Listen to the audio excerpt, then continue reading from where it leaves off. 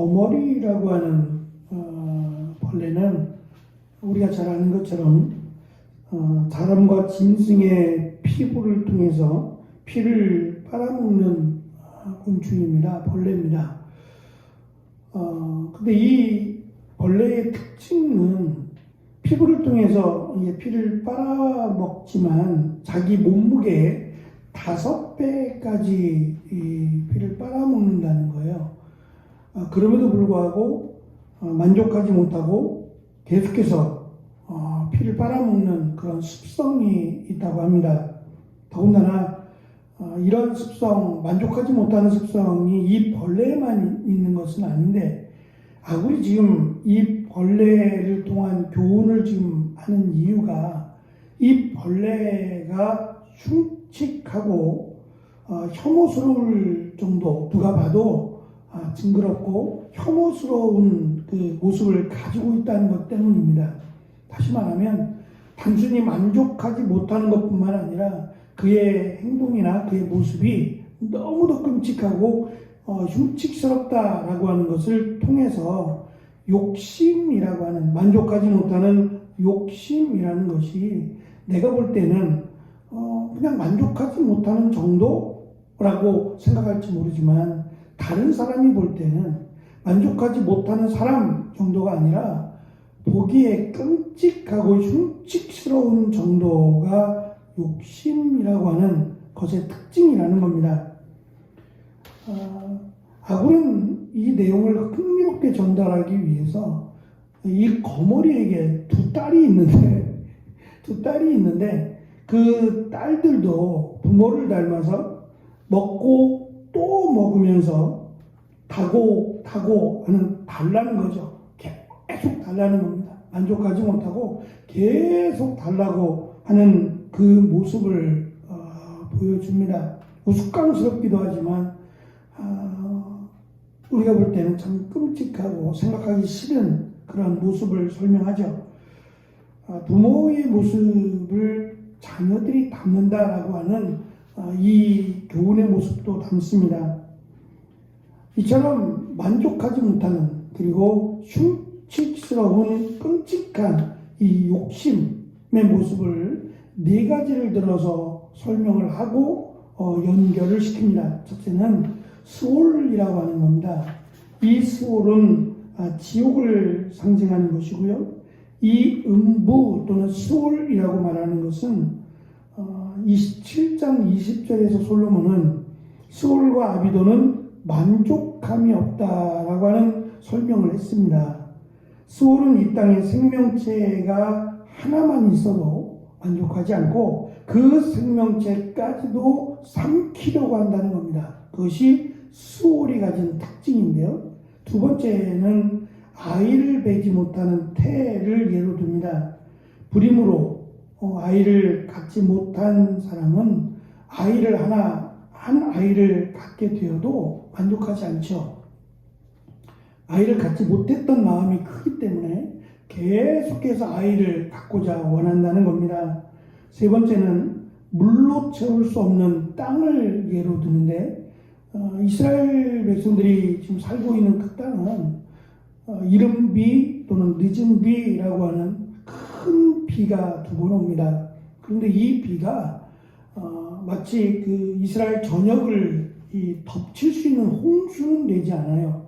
많이 오지만 언제 왔냐 싶게 이 비가 마치 우리의 그 생명을 위협할 정도의 비가 아니라 언제 왔냐 싶게, 이 우기가 끝나고 나면 언제 왔냐 싶게 땅이 바짝 말라있는 것을 보게 되죠. 그 모습이 마치 물을 흡수하는, 물을 빨아들이는 땅으로 설명을 하고 있고, 마지막 4번째는 족하지 않는 불로 예를 듭니다. 불은 태울 연료가 있는 한 꺼지지 않습니다. 꺼지지 않고 끝까지 다 태우고 까맣게 되어서야 꺼지죠. 그러니까 이 모습을 만족하지 않는 불로 설명을 합니다. 이것처럼 인간의 욕심이 끝이지 않는다는 겁니다. 만족이라는 것 자체를 모른다는 거죠. 욕심이라고 하는 것이 만족할 줄 모르는 그런 특징을 가지고 있다. 그러니 욕심을 부리지 말라는 겁니다. 그리고 어느 정도에서 만족하지 못한다면 결국은 나를 태워버리거나 또는 17절의 내용인데요. 우리 성경은 15, 16절에 마치 연결된 것처럼 이렇게 앞에 동그라미가 있고 17절에 가서 동그라미가 하나가 따로 독립되어 있습니다. 따로 보기도 하고 만약에 이것을 같이 본다면 그 만족하지 못하는 욕심의 결과를 17절에서 연결해 설명하고 있다라고도 볼 수 있는데 그 결국은 만족할 줄 모르는 욕심의 결국이 이 부모를 조롱하고 거역하는 모습이며 결국 하나님께서 이 부모를 거역하고 조롱하는 자를 용서치 아니하셔서 그들을 죽음으로 몰고 가실 것이며 그들의 결국은 골짜기에 까마귀에게 눈이 쪼이고 독수리 새끼에게도 먹히게 되는 참 비참한 모습을 갖게 될 거다라고 하는 것을 아굴은 강조합니다. 경제학 이론 가운데는 한계, 효용, 체감의 법칙이라는 게 있답니다. 이 말은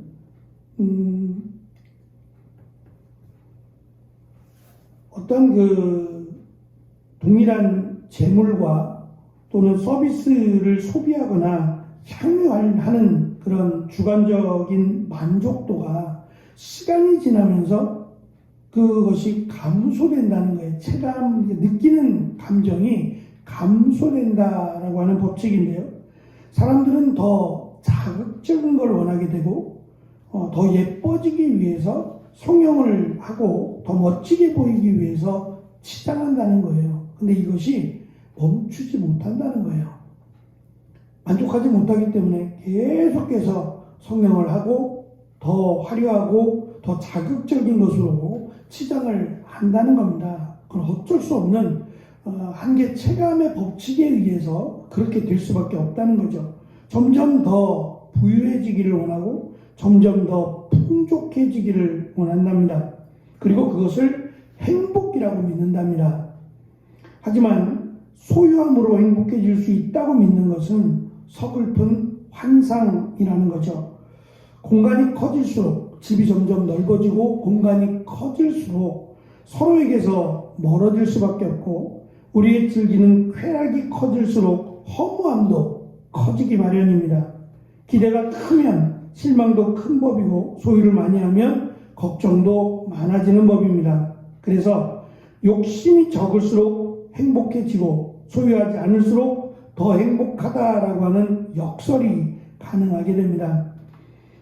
과거에 정말 힘든 시간들이 꽤 많았죠. 우리 역사 가운데는 뭐 전쟁을 통해서라든지 그럴 때마다 이 콩 한쪽도 나누어 먹는다라고 하는 어울리지 않는, 지금 시대에는 어울리지 않는 말 같습니다만 한쪽 먹어봤자, 한쪽을 나눠 먹어봤자 무슨 의미가 있겠어요. 한쪽을 다 먹어도 시원치 않은데 콩 한쪽을 나눠 먹는다면 그게 무슨 의미가 있겠느냐라고 말할지 모르겠지만 만족입니다. 작은 것을 나누어 먹어도 행복한 그 만족이 사실은 콩 한쪽의 분량보다 훨씬 큰 거죠. 그래서 예전 광고들은, 힘들었던 광고들은 서로 이렇게 배려하고 서로 먼저 주려고 하는 그런 광고들이 참 많았어요. 형님 먼저, 아우 먼저 하는 이런 광고들 말입니다. 넉넉해서가 아니죠. 넉넉하지 않기 때문에 먼저 주었을 때, 먼저 나누어 주고 내가 갖지 못했을 때에 사실은 불만족인데 그게 만족이라는 거예요. 그게 행복이라고 하는 것을 가르쳐 주었죠. 끝도 없이 채워도 거머리처럼 채워도 부족하다라고 말하는 그것이 얼마나 어리석은지, 얼마나 미련하고 흉측한지, 마치 거머리와 같고 그 결국은 짐승의 먹이가 되는 그런 인생의 결국을, 인생의 모습을 아굴이 강조하고 있습니다. 물질적인 풍요로움보다 마음의 여유로움이 더 소중하고 문명의 혜택을 즐기기보다 인간의 정취를 느끼는 게 더 소중하다라고들 이야기합니다. 그래서 어쩌면 살만 나는 세상은 무더위 가운데 에어컨 바람보다 부채 바람을 느낄 때 더 신선하고 더 행복하다라고 하는 것을 말하기도 합니다. 행복은 멀리 있지 않다는 거죠. 아주 가까운 곳에 내 곁에 있는데 그것을 느끼지 못하고 행복하지 않다라고 말하며 행복을 꿈꾸고 있는 어리석은 자들을 향한 교훈이라고 생각합니다. 오늘도 우리에게 주어진 일들 속에서 행복을 충분히 찾을 수 있고 또 그리스도 안에서 행복을 고백하며 만족할 수 있는, 그리고 우리가 정말 바라고 소망하는 것들이 하나님이 보시기에 아름답고 또 하나님이 보시기에 칭찬할 만한 것인지를 돌아보며 우리에게 주어진 시간, 우리에게 주어진 그곳에서 하나님과 함께하는 귀한 복된 하루가 되시기를 축원합니다. 기도하겠습니다.